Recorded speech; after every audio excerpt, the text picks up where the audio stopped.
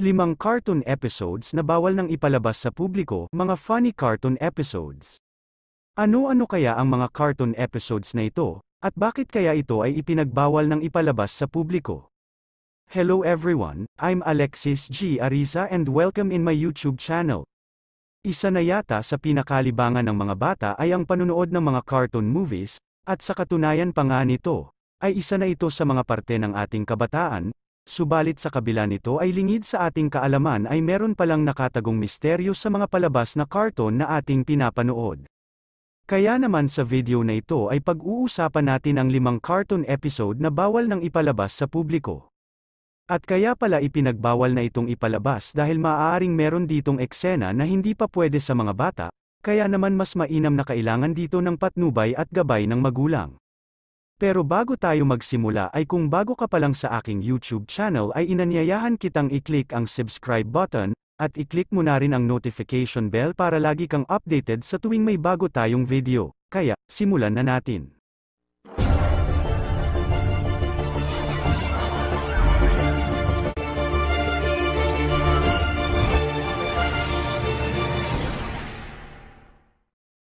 Number 5 SpongeBob. Alam naman natin na si SpongeBob ay isang masayahing cartoon character, pero meron ding eksena na tuluyan ang inalis sa palabas na ito, at isa na nga dito ang pang-iinsulto ni SpongeBob kay Gary, at ang pagsabi niya rito ng mga hindi angkop na salita, at dagdag pa dito at sa kalagitnaan nga ng pagtawa niya ay bigla pang lalabas ang babae na ito, na talaga naman ikakatakot ng mga bata, at maaari rin itong magresulta ng trauma.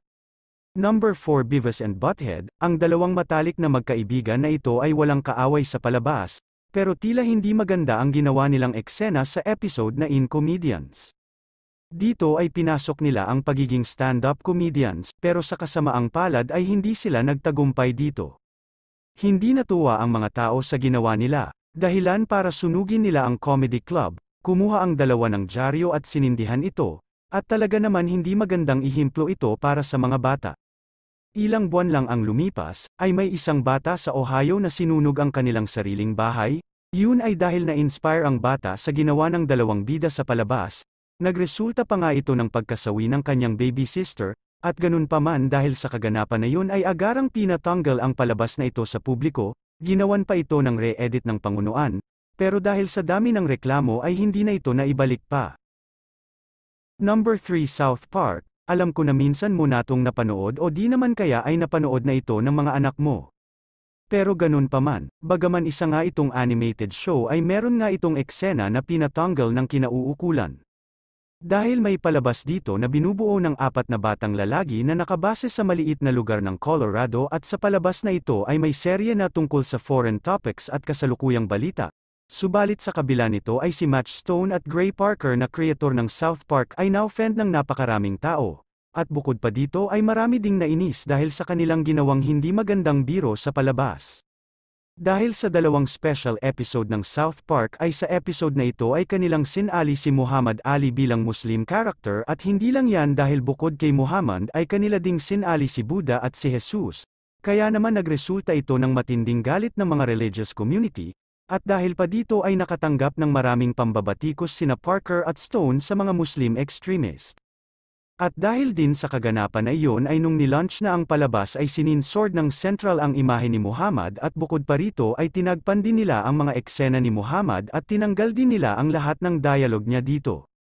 Number 2 Tiny Toon Adventures. Ang isa sa mga episodes na naging issue ng cartoon na ito ay episode ng Elepante. Naglalayon kasi ang seryeng ito na e-promote ang pag-inom ng alak. At dito rin tila tinuturo na ang sobrang pag-inom ng alak ay hindi nakakasama sa tao. At dito pa nga ay makikita na lamos sa alak ang 3 bida. At nakuha pa nila Buster, Bucky at Hutton na pumasok sa paaralan ng lasing. At nagawa rin nilang mangulit ng iba pang studyante. At ang malala pa ay ninakaw pa nila ang sasakyan ng pulis.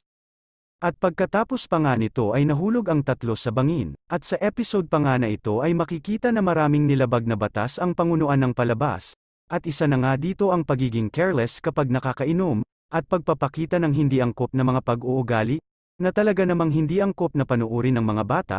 Ang pag-inom ng alak ay di pwede sa mga menor de edad, dahil bukod sa nakakasama ito sa mura nilang edad, At maaari pa itong magdulot sa kanila ng kapahamakan.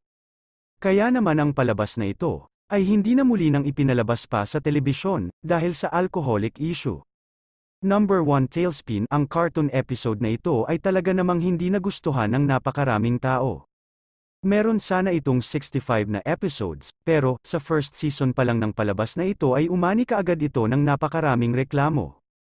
Sapagkat sa final episode ng isang series ay dito na nagkaroon ng kontrobersya, dito ay makikita sina Balan inutusan ang kanyang isang kasama na e-deliver ang isang gargamento sa isang mataas na marshal, o mataas na tao, at dito ay hindi alam ng magde-deliver na bomba pala ang nilalaman ng kargamento, nanggaling ang bomba sa iba't ibang manufacturers, at pinadala ito para magdeklara ng gyera, at dahil dito ay meron itong paghahalin tulad sa mga gawain ng terorista, kaya naman isang beses lang itong pinalabas sa telebisyon, noong pang taon ng 1999, at hindi na ito naulit pa. Once again, I'm Alexis G. Ariza, at sana ay nagustuhan mo ang video natin ngayon and see you in my next video.